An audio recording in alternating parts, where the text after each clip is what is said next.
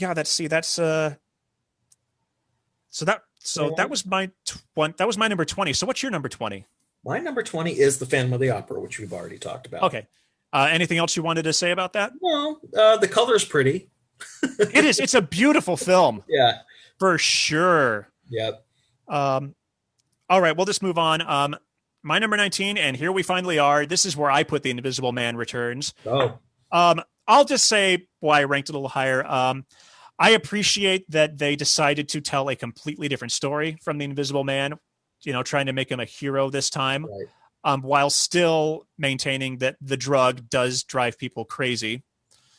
Um, I love the scene in the house where he disguises himself as the police officer, Yes. Very cool. and just carries his fiance out the door. Yes. That's a great scene. And then just the dinner right after that, where he does start to go crazy. Right. That's a good scene. It does drag a little bit at the end, Yeah. a little bit longer than the first film does, because we want this character to. We are actually rooting for the character this Yeah. time, which is rare for Right. these films. And I think the scarecrow scene is a good touch. Oh, that is very good. But that's really I put it a little bit higher just because I like the direction they took. They should have stopped the Invisible Man movies there though Yeah, altogether. for sure. Again, but Revenge isn't terrible, but this is it's the Invisible Man franchise to me is the one that just should have been the shortest. Yeah. Yeah. Especially considering that those other two aren't even really Yeah. they're more spin-off I know, weird yeah. spin-offs. So what is your number 19? My number 19 is House of Dracula. Um, Okay. John Carradine as Dracula. That's pretty cool. We get Glenn Strange as Frankenstein. That's awesome. He's my second favorite Frankenstein. Um,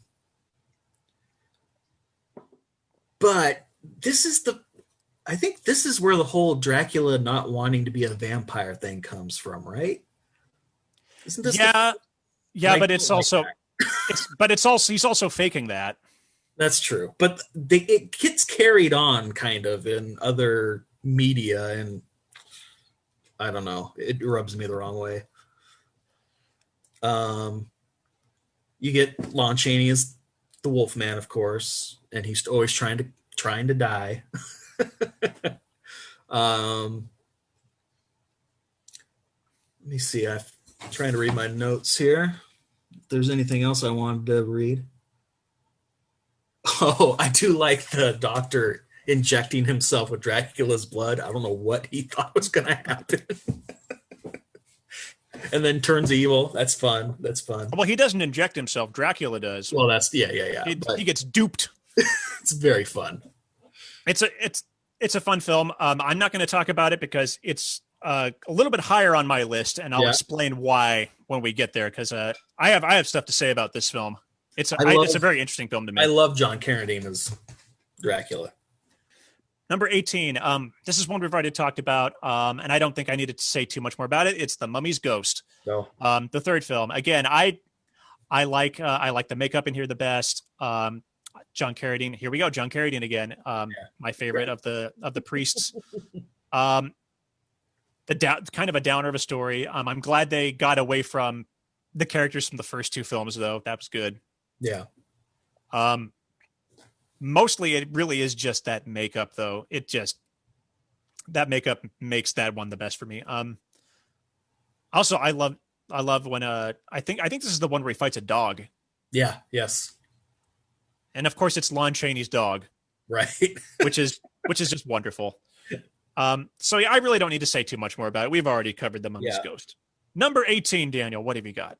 Number 18, this one might sting a little. It's the third of the Creature movies, The Creature Walks Among Us. Um, I actually understand why I put mine much higher, but I totally get it. yeah, And this is sort of the consensus among most fans regarding the Creature films, yeah. of which Yeah. there are only 3. Creature gets captured in the Everglades, gets gills burnt off. They do some surgery, and then he's just kind of this sad. It's very sad. Him just It's staring off into the ocean, knowing he can't go back into it. Yeah. Yeah. Um, for as low as you rank this, though, and again, this is actually not that low. Yeah. I will make the argument for the entire trilogy that if you're going for pure quality across an entire franchise, The Creature is easily the best. Yes. Um, there's definitely a law of diminishing returns going on with each film, but it's not as bad as the diminishing returns you get with Frankenstein and Dracula, and to a lesser degree, The Wolfman. Right. And especially with The Mummy and The Invisible Man. Right. But yeah, the Creature films are pretty outstanding as a complete package. It's also the only one that you can easily marathon in a day. Yeah. You can actually probably marathon any one of these sets in a day. But they're all short. The Creature films are all about 80 minutes apiece, and there's only 3 of them. So you're talking about 4 hours, maybe 5 if you want to take a break. Yeah. I actually watched the first 2 back to back last weekend. So it's very easy to get through all these. And it's got a cool, like, love story, like love triangle thing where the one doctor is just super jealous, which actually reminds me of another one that's on this list. But yeah, it's a bummer of a movie, and the creature gets his gills burnt off, and it sucks, and he looks weird. Yeah, it's I'm going to say more about this one later because again, I ranked this one a little bit higher and in a surprising way at that. But you're right. The creature is a monster that you kind of empathize with because it's just an animal that has been discovered by man. Right. If they had just left it alone, everything would be fine. Yeah. It's actually, you put the first 2 movies together and you basically have a remake of King Kong. Yeah, very much so. And then you have a third movie that totally takes it, like you said, in a whole weird direction. Yeah. Where they make the creature a little bit more human. Yeah. But and it's weird because he gains, it's like he gains mass. Yeah. It's very weird. I love the deceptive original poster for this film because it has the creature like standing over the Golden Gate Bridge and it's like looking like Godzilla and it's like not even close. Yeah. That is a good one. And if you like the creature also, you folks out there, check out Guillermo del Toro's The Shape of Water. I just watched it last night. I will have talked about, I actually am recording that episode tomorrow where I talk about Crimson Peak and The Shape of Water with some of my friends. That film is, and if you're watching this is actually episode 10 and I'm recording that as episode 9. I had a weird mix up with schedules. So go back, watch episode 9 to hear us talk about The Shape of Water, and watch The Shape of Water if you like the creature, because that movie is an absolute love letter to this trilogy of films. Yes. As is pretty much anything Guillermo del Toro touches has something that looks like a creature in it. Yeah. Okay, number 17. Okay. Speaking of jealous scientists in love triangles, my number 17 is Werewolf of London. That's the one I was thinking of. Yep. So this film would rank significantly higher on this list if it was Universal's only werewolf movie. Right. Unfortunately, they made a better one quite a few years later. Yes. And it's not to say again, none of these films are bad. But comparing Werewolf of London to The Wolfman Wolfman is just is leagues ahead. And I will absolutely, anyone who wants to argue that the makeup in Werewolf of London is better, that's totally cool. The minimalist effect that they did with that, it does work. And it is in some instances, it is a little bit more frightening. Yeah, I think so. Yeah, I have this a little higher. I didn't originally until I rewatched it, and I really do like this one.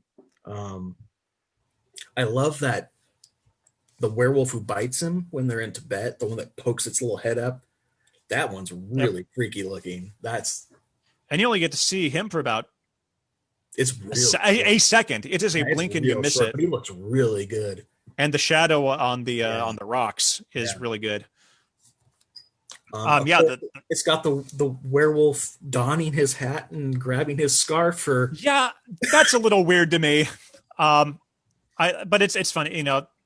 Universal did have a problem with clothes when it comes to their werewolves. right. It makes no actual sense. No, Um, that's one thing Hammer actually managed to get right is, oh right. yeah, he should be bursting through his clothes, Yeah, not getting dressed. not adding clothes. Yeah. But yeah, in this film in particular, it's just so funny. He turns into the werewolf.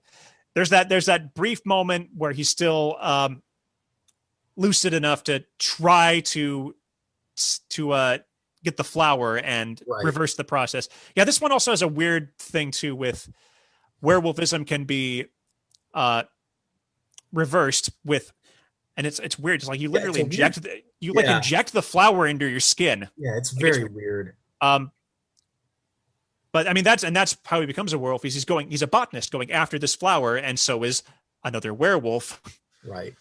who bites him. And so oh, again, this has the same. This movie does have the same problem. This Peter Lorre, though, an invisible agent, where Warner Oland is, I believe he's Swedish, and they're clearly trying to pass him off as Asian, Yeah. and particularly, it's particularly rough when I think it's like the aunt, Hmm. the kooky woman keeps calling him. His name's Doctor Yogami, and she keeps calling him Doctor Yokohama, which I never noticed as a kid, and it's Yeah. like, oh, that is bad. Yes. That is a really poor attempt at humor. Yeah. But yeah, the makeup is really great. But yeah, the makeup's good. I appreciate that this is in a couple of scenes a slightly more active werewolf. You could see him climbing up Yeah. stuff. He literally leaps from like a few stories Yeah. up at Hmm. one point. I do feel like they kind of use up a little bit too much of the magic in the first transformation Right. when he actually goes into London proper Right. and busts in on the party, because the next transformation is the one where he's locked in the room, Hmm. and then there's the one where he's at the castle. Right. The last one's pretty good though too. Hmm.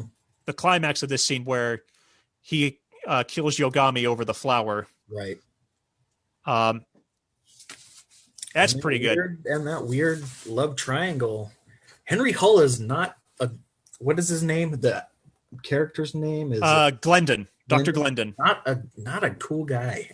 No, he's not. He's not a great husband. No, no. What is your 17? My seven. Hold on. Let me go back to my list here. This one. This is House or the Mummy's Curse, which we've already talked about. I put it higher. I just like the whole southern look. It's when he's going into the swamp and it's got the, what do you call those trees? I don't know. I don't know. Cypress trees or something. I don't know. It looks cool, and that's why it's there. For no better reason than that. Yeah. Mummy's Curse and The Mummy's Hand are the two most visually striking of the Mummy films because they are meant to be set in sort of more exotic looking places. Yeah. So my number 16 is House of Frankenstein. We are in agreement. I put this. This is. I like this film and don't like it. I like again the continuing arc of Larry Talbot. Mm-hmm. Glenn Strange again. I would agree. Glenn Strange is the second best Yeah. Cool. Frankenstein monster. The only shame is they never give him anything to do. I know. It's great to see Boris Karloff back in the series as a mad scientist. He does that very well. There's actually the love triangle in this film is really good. Yes. The hunch they brought a hunchback into a series for the first time. Yep. They did do Hunchback of Notre Dame around the same time as Phantom of the Opera, but that is one they never remade in this cycle of films. So it was good to actually finally have a hunchback character who's both empathetic and very evil. Yeah. Very and a very good performance there from J. Carroll Nash as Daniel the Hunchback. This is the first appearance of John Carradine as Dracula. I'll talk a little bit about John Carradine when I get to actually another film. In regards to a future Dracula, well Right. beyond Universal's. But my problem with this film is that it feels a lot like a two-part television special Very much. because in the first 20 minutes of the movie, you get this mad scientist and his hunchback assistant escaping from prison, which is all great. Yeah. The scene where they killed George Zuko's The Professor traveling, Lampini and the traveling hijack his show. traveling circus, his That's traveling great. horror show. That's great. That's great. Dracula's revived. That's great. Yeah. The chase with Dracula. That's also great.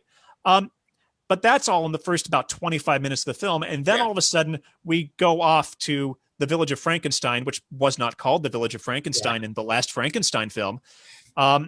And we kind of forget that Dracula happens. When you get to the end of this film, you can easily forget that Dracula was in it. Right. Like it just feels like, yeah, it just feels like 2 half-hour specials. Well, really, the second half does feel longer, though. It feels like more love was given to, and I don't even want to say the Frankenstein story of it, the Wolfman story of it, because this is the first of 3 films, and actually not even 3 films, because the monster does a lot more even in Abbott and Costello Meet Frankenstein. But in this film and in House of Dracula, which we talked about, the monster does almost nothing. Yeah, he's basically just sitting there the whole time. A little bit more to do in this film at the end. Right. And the descent into the quicksand is really, that's also really good. And also just poor Boris Karloff. And I don't know if that was Glenn Strange doing that or if it was a stunt double, but you can definitely tell it's Boris Karloff going down into that muck, and he goes all in. Yeah, it's great. But yeah, the love triangle in this film, and this film has of the 40s films the most unique score. There's a lot of music in this film that doesn't show up in other films. And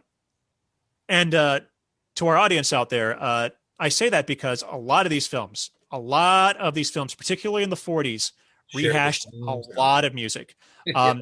The score for Son of Frankenstein would pretty much be the score for the Kari's Mummy movies, as well as House of Dracula. Not a lot of unique music going into these later films. And it makes sense for characters like the Wolfman to have that same theme throughout their arc, but oof. They use the same chase music in House of Frankenstein in House of Dracula, one movie later. So it's rough, but but the love triangle, I love the love triangle. It's so tragic. So too many of these movies are just so sad. And I love the Wolfman, but there's not enough werewolf in this movie. And that would be a trend going into House of Dracula as well. But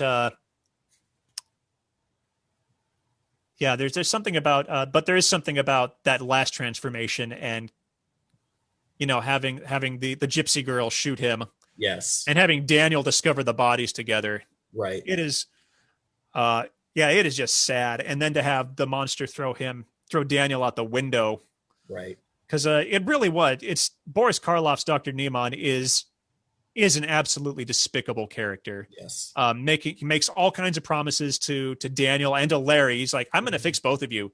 And once he realizes that he has the monster to work on, he just ignores them.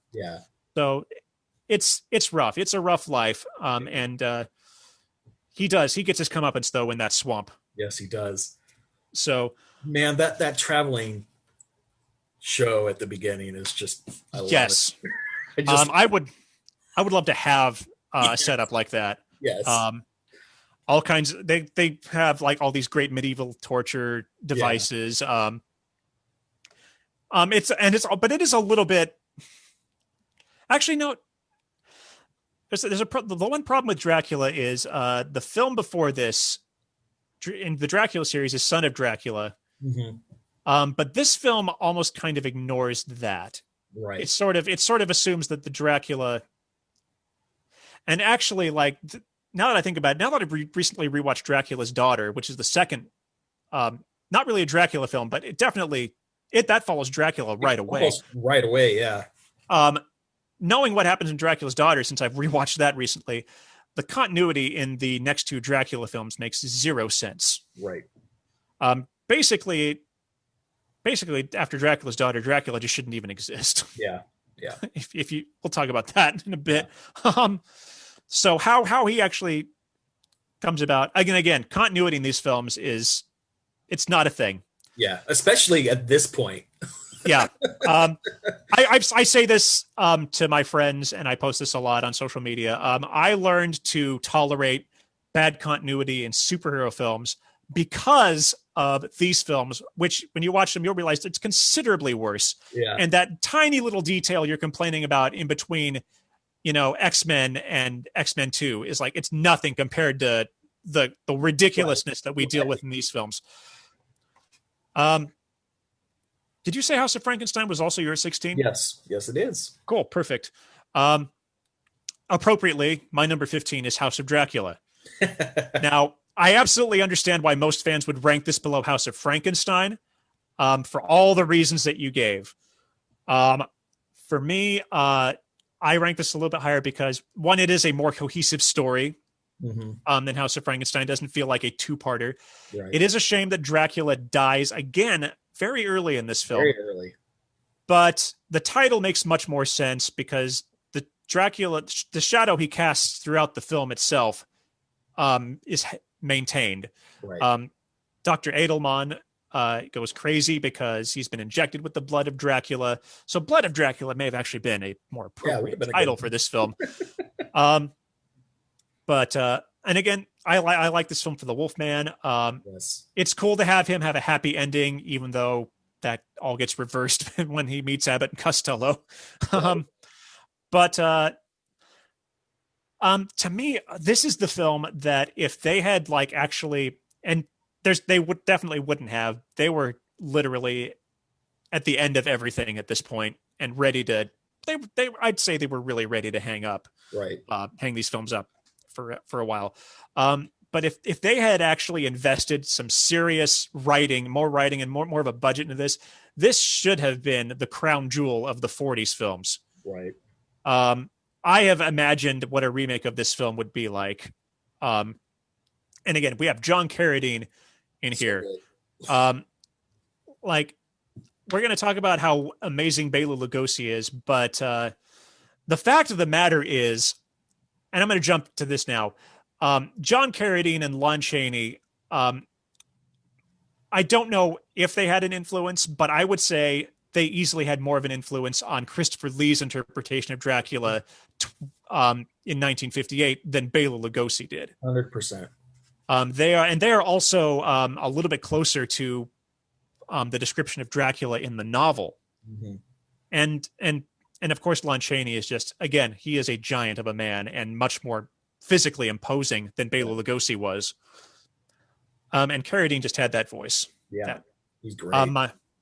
My favorite scene in House of Dracula, and this is another reason I rank this one a little bit higher, is I love the scene where the nurse is playing the piano and he walks in and he just hypnotizes her with his gaze and she starts playing this strange music. Yes. It is probably my second favorite scene in a 1940s Universal horror film.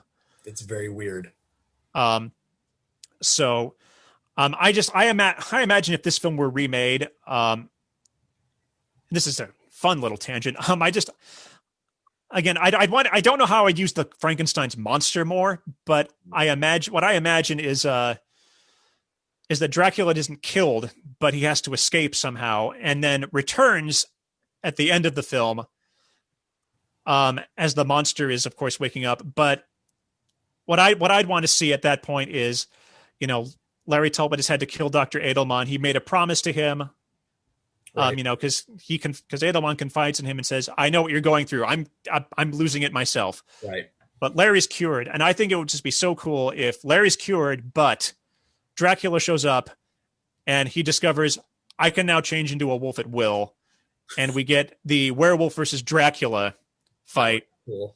We kind of got that in Van Helsing, which is not a good film. No. Same director as the 1999 Mummy, but Van Helsing, it's supposed to be an homage. It is it's just too goofy. Yeah. It's it's one of those tragic early 21st century, And we were like, so excited, the way too. both of us. We were so excited. I saw it like 4 or 5 times in the theater Yeah. just because, I was dumb. I was a teenager, and I look back and it's like, oh man, this movie's not good. And That was one of those movies. I was working at the movie theater, so I watched that movie a lot. Even knowing it wasn't very good. every film, almost every film on this list, I would, even though they're all old, I would say is better than Van Helsing. Yes. Um, okay, I've rambled way too much about House of Dracula. Oh, just a fun fact about House of Dracula, though. So, one of the ways you could tell they were getting to the end of this is the absolutely liberal use of stock footage in this film that includes. So by this time, Glenn Strange has become the fourth actor to play the Frankenstein monster. But this film is so liberal in its use of stock footage that it includes footage of Boris Karloff and Lon Chaney Jr. Yes. So you get 3 of the 4 actors who would play the Frankenstein monster over the course of these films showing up. It is, and it is, they may have been able to get away with it in 1945, but it is very obvious now. Yeah. When you watch it, it's like, that is definitely Very Boris much Karloff. so. And the monster wakes up, and the entire destruction of the lab is basically just ripped right out of Ghost of Frankenstein. Yeah. So yeah, it's the poor Frankenstein monster. This is definitely, I ranked Ghost of Frankenstein lower, but for Frankenstein's monster, this is easily its weakest outing. Again, the only reason I rank this film higher is because of Dracula and the Wolfman have a really great showing in this film, and because I think this film needs to be redone with all the bells and whistles and a much more developed screenplay. Right. But hey, I think they should all be tackled in some way or another again. It would be nice. Do them well, though. Yeah. I would say do them kind of in the style of the 2010 Wolfman, but without the ludicrous ending of that film. Right. That's my second favorite of the remakes, and they haven't tried to remake these films too much. The Mummy has definitely been hit the hardest. Right. I have not even seen the I think it was 2017 or 2018 one with Tom Cruise. Oh yeah, no.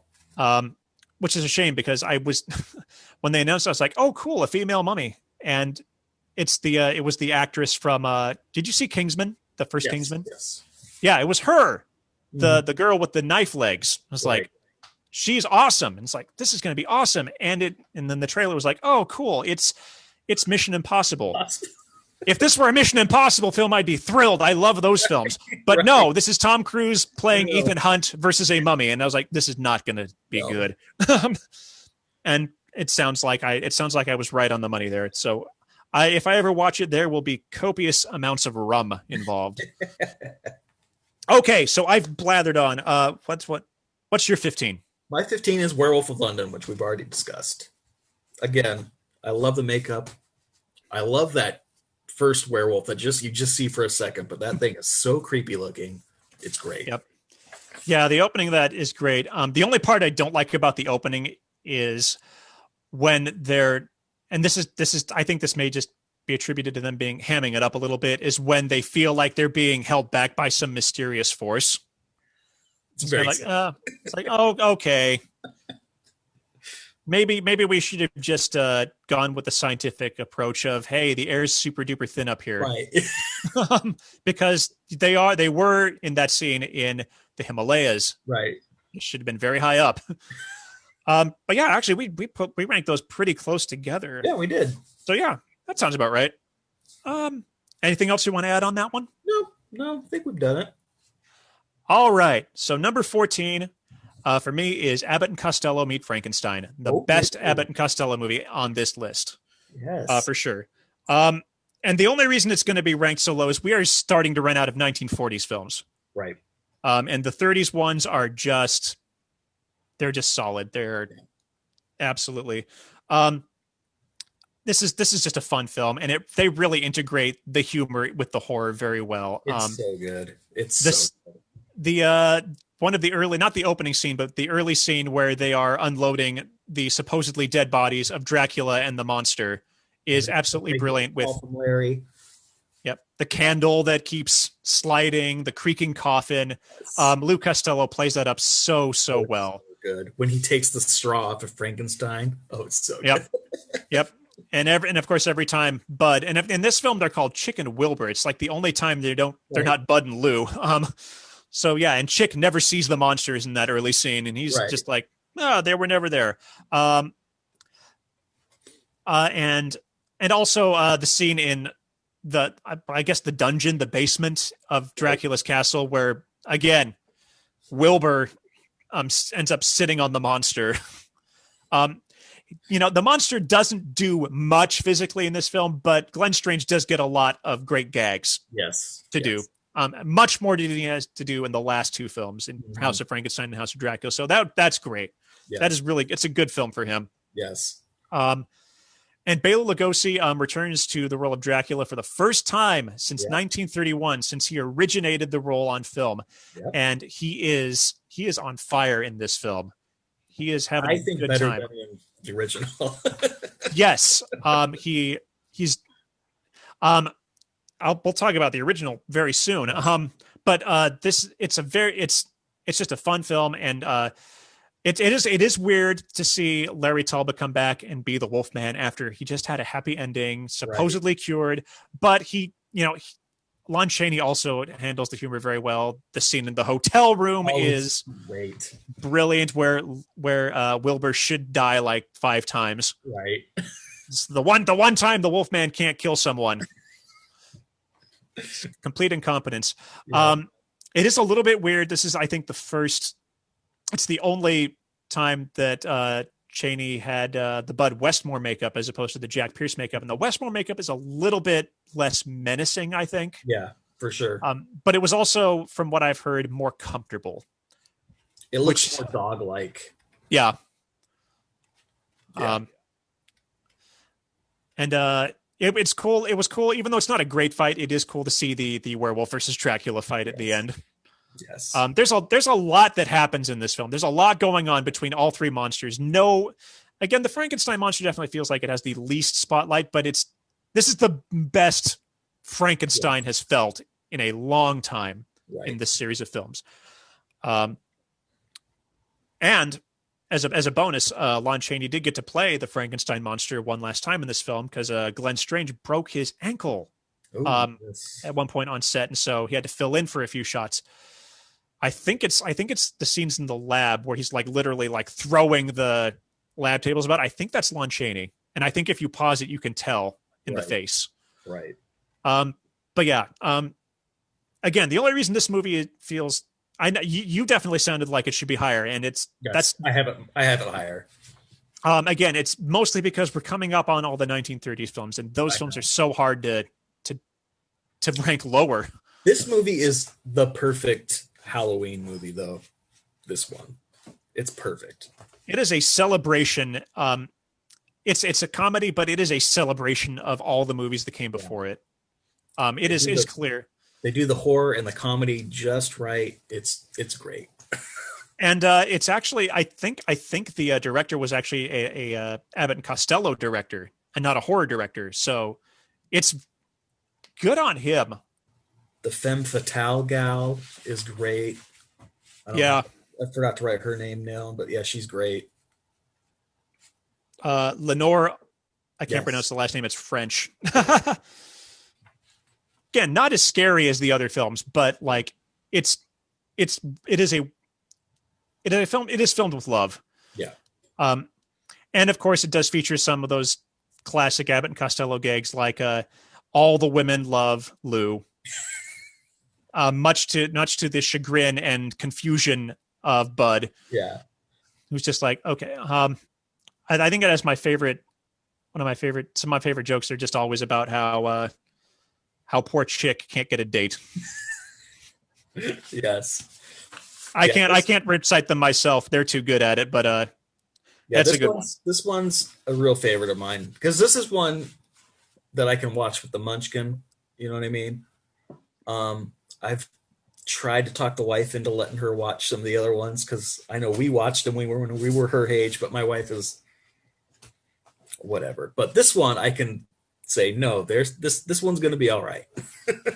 Oh yeah, this one it's super cute and Yeah, fun. yeah. So what is your number 14? Let me go back here. Where are we? We are at Ghost of Frankenstein for me. Okay. You Yeah. did rank it much higher than I did. Yes. But again, you know me, I'm a Frankenstein guy. He's my boy.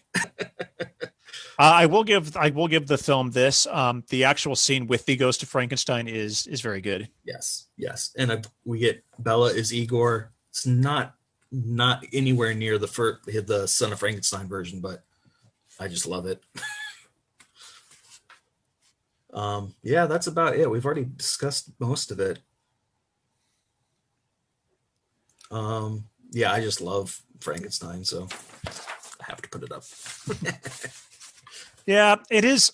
And even though it is the start of sort of the Frankenstein slump, the monster does get a lot of time front and center in this film.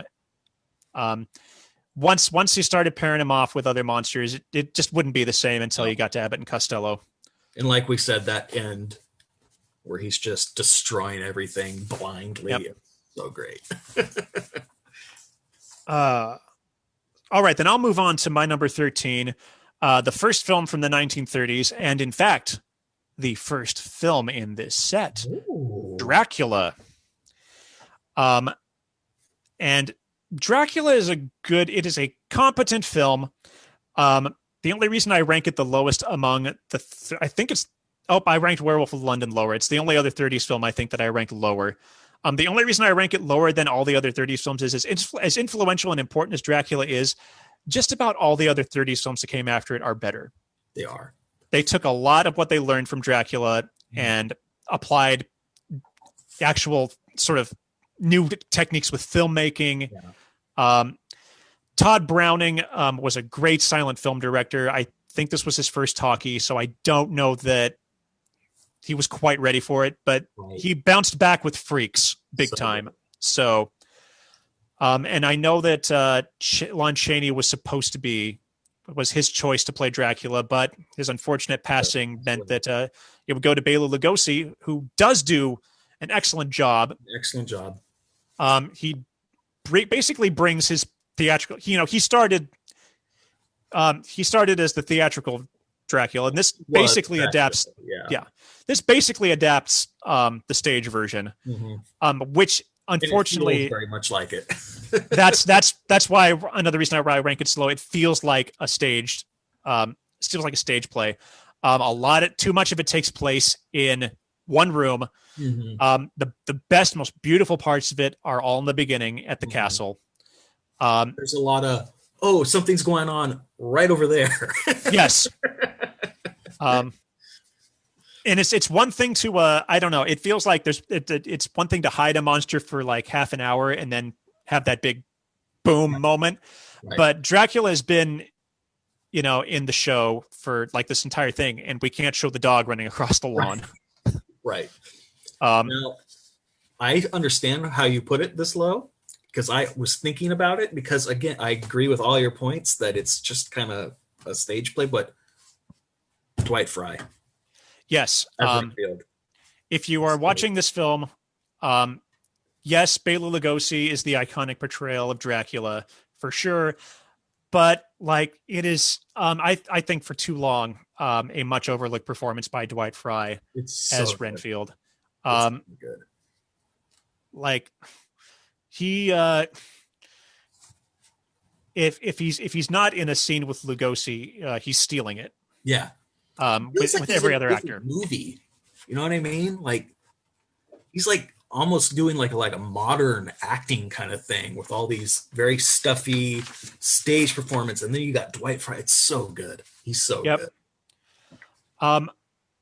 Yeah, his performance is the most kinetic. Yeah.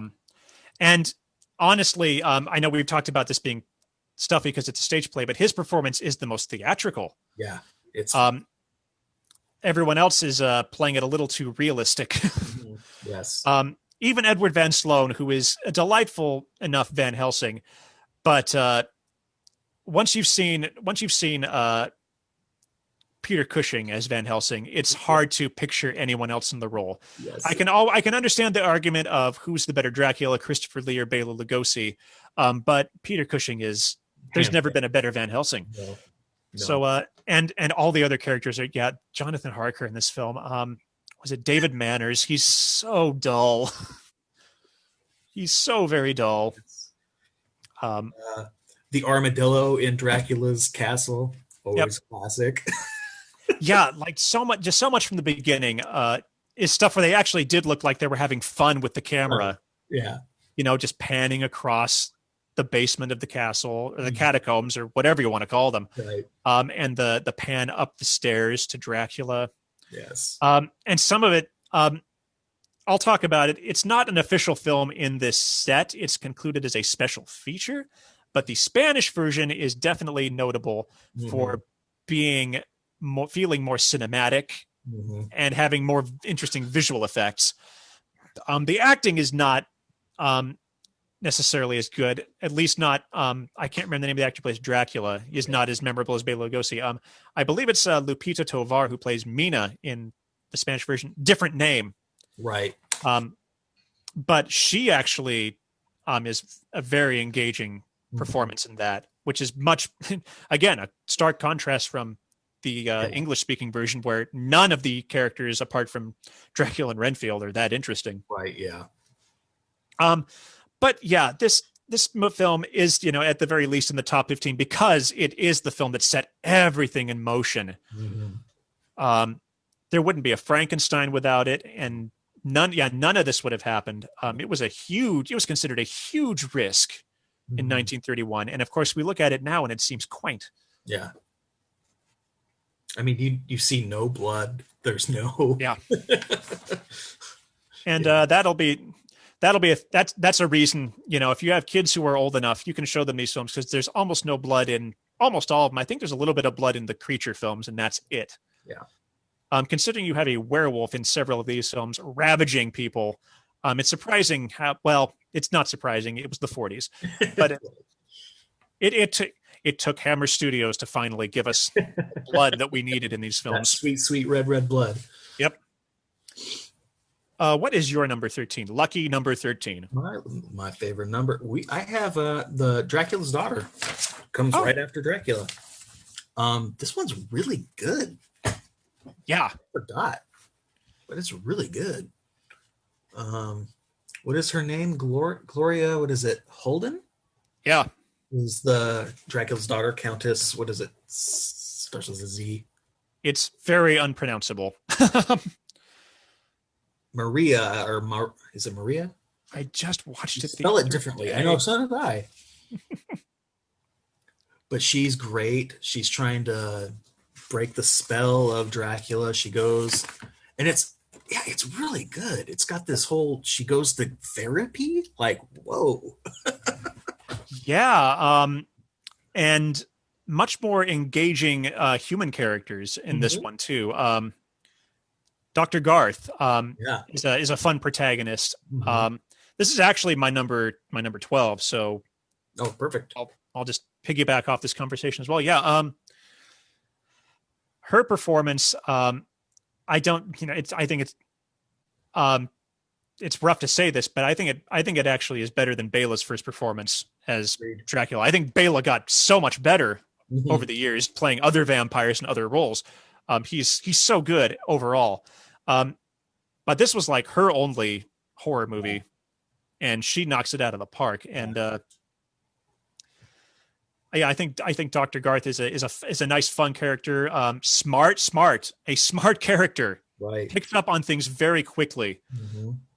And I love. I don't necessarily like the very first scene that picks up where Dracula leaves off and Van Helsing is there, because where are Mina and Harker? Right, exactly. They seem to have disappeared. And the dummy they use in place of Bela Lugosi is bad. Yeah, both the one with the stake in its heart and the one you see burning. It's like, that is obviously a dummy of Bela Lugosi. But the scene shortly after at the police station where the two officers, and it's actually kind of a funny scene too, where they walk in and they see the floor moving. Right. That's a nice little touch. Mm-hmm. And her first appearance, where she hypnotizes the officer who stays behind to watch the coffins, Right. is great. And yeah, when they come back and he just falls over, Yeah. there's something really, yeah, really creepy about that scene. Yeah. Yeah, it's really, I forgot how good it is. It's really good. Um, the whole ring thing, like I feel like that's like a thing in vampire movies, right? Like I feel like a trope, but I don't, it must be just this movie that made an impression on me when I was little or something. I think this is the only. I think you typically see Dracula wearing a ring, but this is like the only time you ever see a vampire using a ring to try and Right. hypnotize someone. Right. Yeah, that's one of those things I always picture, but it's really just this movie. And oh, I love at the beginning too, where she burns the body of Dracula, and right away she thinks that's it, I'm good now. And it's like, nope, you're not. Yeah. One night later, and it's like, oh man, that is rough. Yeah. You talked about how it feels a little forced with in House of Dracula, with Dracula trying to be cured. Right. It feels right at home in this film. Yeah, exactly. This one doesn't bother me. Yeah. Maybe because it's not Dracula. I don't know. Yeah, well, yeah, Dracula in most of the best iterations is sort of looked at as just evil incarnate. Right. Right. So it makes sense that a thrall of Dracula would want to find release. Right. Exactly. Um, Yeah, I really liked the whole therapy thing. I thought that was really like modern. She goes to therapy to try to get over being a vampire, and it's really cool.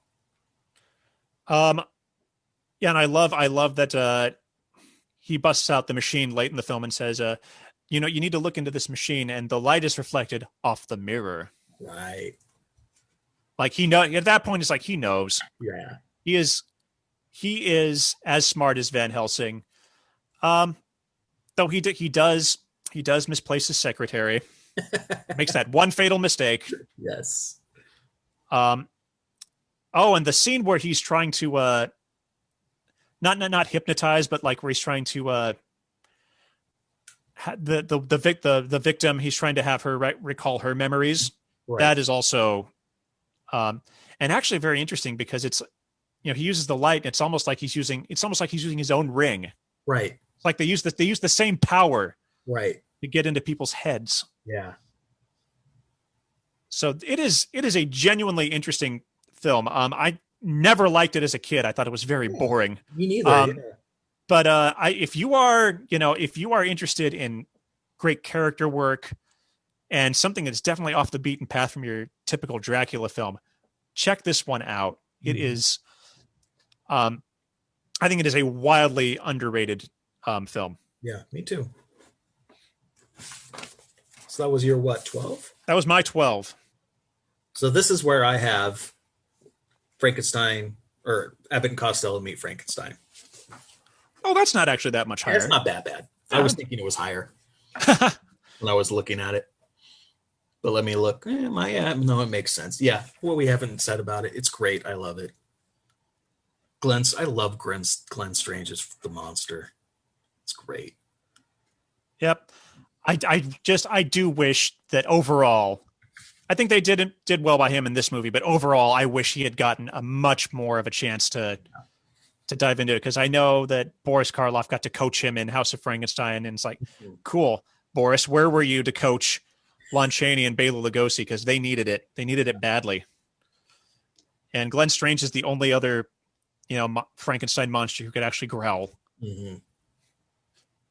His makeup was good. That's a cool face too. He's just, what was he, a bodybuilder or a wrestler or something? I don't remember. I think he was another athlete for sure. But he was also huge in westerns at the time. I know he was, after he in the later years would be very good friends with Lon Chaney Jr. And I think it was I believe I might be wrong on this, but I believe they died like days apart. Oh wow. Like I think Cheney passed away first, and oh, I think Glenn Strange was at his memorial and wrote and said like a beautiful eulogy. There's a very good documentary on Lon Chaney Jr. on the Wolfman DVD and Blu-ray. I think covers this. But I don't think it was much longer that Glenn Strange passed away. He was very, very grief stricken by Lon Chaney's passing. But yeah, it's great. Yeah, Abbott and Costello Meet Frankenstein. Best of the Abbott and Costello monster movies, including the ones that are not in this set.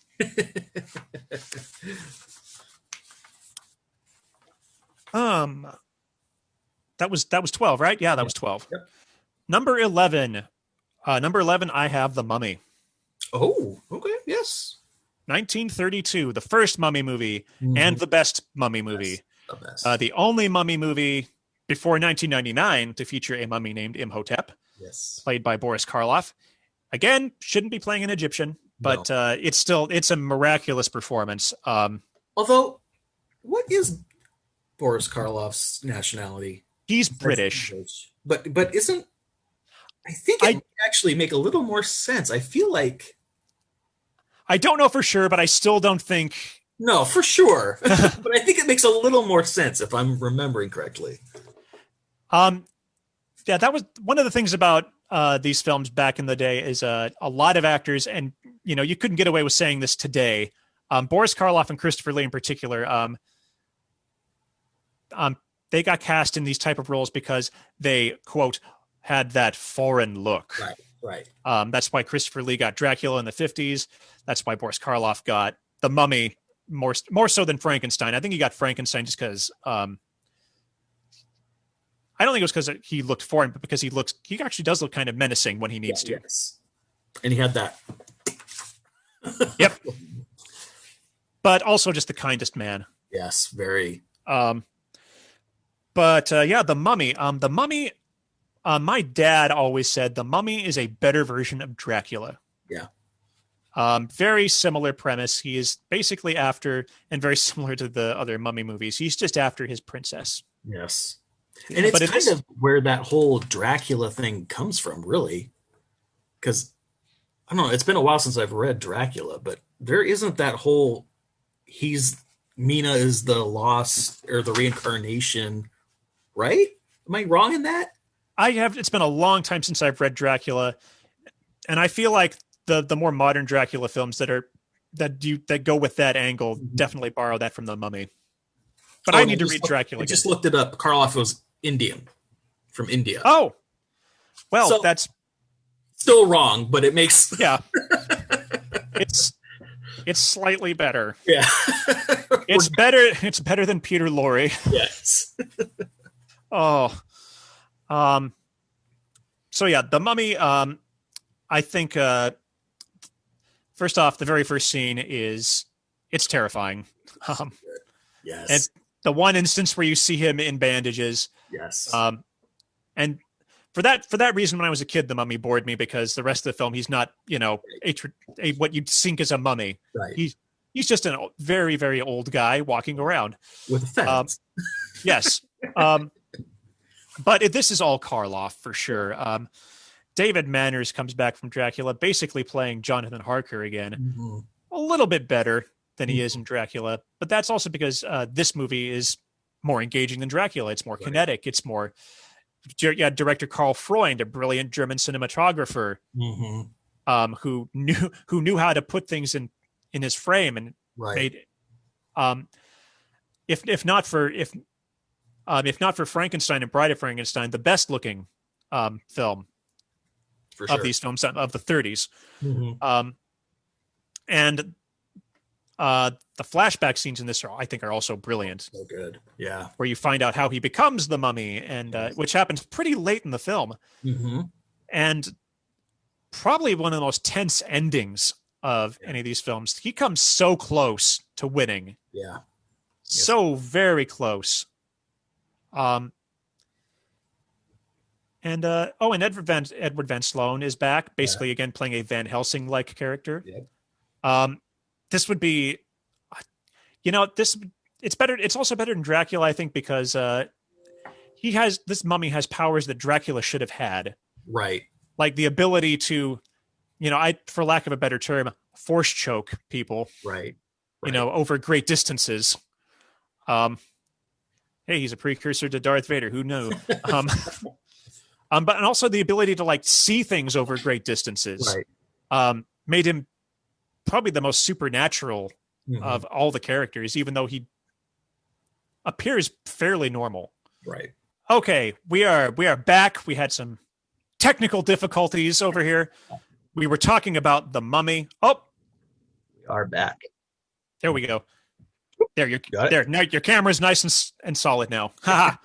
We're back. We're talking about the mummy. I'm done talking about the mummy. Do you have anything you want? Well, No, you have it higher on your list, so I we do can have it get higher back on to my it. list.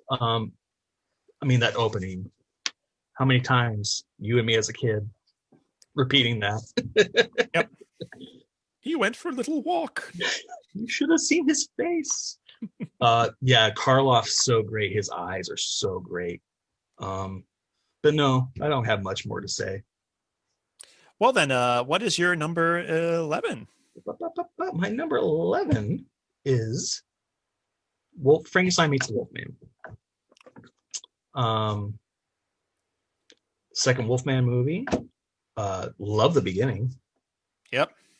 But I'm trying to look at my list. I just couldn't put it higher than this, though. I could, so I'm going to let you talk, and I'll talk about it again later I because love it, but I just couldn't put it higher than some of these other ones. I get it. It's tough. It is very tough. We are in the 30s. This is one of the last 1940s films that we have on the list. Yes.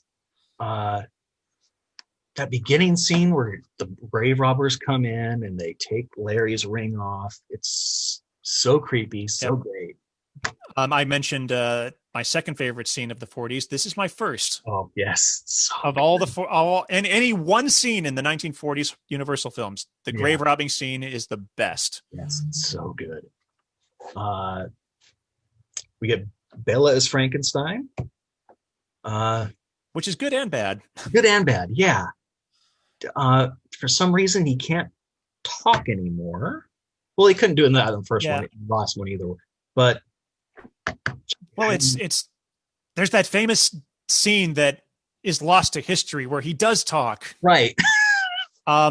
It's really frustrating to hop on YouTube and look for that and see it pop up, and then it's literally just people talking about it with that one still frame.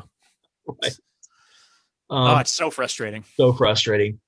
But no, I mean, it is great. I wish I could put it higher. I'm looking at my list and I just wish I could have put Don't feel bad about how you rank these films. Like I said, we've been pretty close to this far. So yeah. I do love him going to the hospital and them that's just thinking he's crazy. That's great. Where he's just telling them, like, you have to do something, and they just were like, all right, you're a little crazy. It's the second best Wolfman film. Yeah, for sure. The monster doesn't get a whole lot to do, really. The Insane's phenomenal when they're duking it out. Yep, it's the original fight scene for. Yeah. It was that and King Kong versus Godzilla that sort of like. Yeah. I've talked about this before in other episodes. This is the original MCU crossover concept. It was this film. Yep. I don't think any other studio had done anything like it yet. And I get, that's the other thing, but we haven't talked about with these movies is the time settings are so weird. Like, yes, some of them are obvious. Yeah. But some of them are, I think the creature, it's obvious that it's set in the years they were made. Mm-hmm. Very obvious. But yeah, with the wolf, and I don't want to talk about the Wolfman until we get to it, but the Wolfman is one of the ones where it starts getting weird. It's very weird. So I don't like, it's Dr. Frankenstein's it's his granddaughter. Granddaughter. Okay. So it's the same character as Evelyn Ankers in Ghost of Frankenstein. Right, right, They just traded actresses for some reason. right. I don't I know what I, else.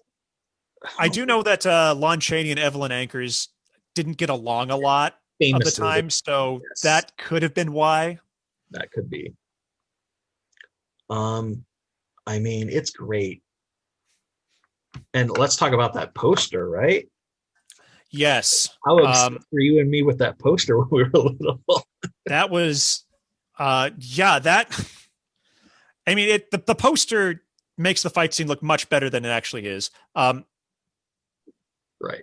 Well, By today's standards, it's not, it's not amazing, but when you're 5 years old, um, at let's say, when I was, less than 5 years old, it was everything. right. um, I hadn't seen King Kong versus Godzilla yet, which would be my first Godzilla film. Um, so like it really was the ultimate monster battle royale Right. out Yeah. there. And it's you can there's actually you can see it. It's playing in the background of the beginning of Alien versus Predator. That's right. That's right. Um, which is a terrible film, but Don't talk bad about my Predator movies. You it's know it's me in the it's Predator movie. it's great for the fact that it has aliens and a predator in it, but compared to the early Alien and Predator movies, it is bad. This is, But it is I'm a also sucker for the Predator. it is it is Alien versus Predator is clearly, a love letter to Frankenstein meets the Wolfman and Yes. any other type of classic. Like it really was. It was the first Yeah. mashup film. Yeah. Like no one had done that. Uh-uh. No one else could. No one else had these multiple franchises that they could just mix together. Yeah. So But let's more about it. Oh, just poor Larry Talbot. You know what I mean? Like he was free. He was dead. he was dead, and yeah, the also as much as I love that first scene, it's like, oh man, how does that work? It's like, does that mean every werewolf just comes back from the dead if they're exposed to the moon? Yeah. Man, that sucks. Yeah. It sucks that he goes around and he goes back to Maliva the gypsy from the first film. And he's like, well, your son got to die. Right. Why don't I get to die? Yeah. Well, Larry, it's because you're in a movie franchise that was highly successful. And you're just too good at it. Yeah. Oh yeah. Again, Larry Talbot, such a great character. Chaney's so great. Yeah. It's great. I'm going to talk about it a little bit more when we get to it on my list because it is a little bit higher. So I'm going to jump to my number. You know what? I knew Oh. it would be.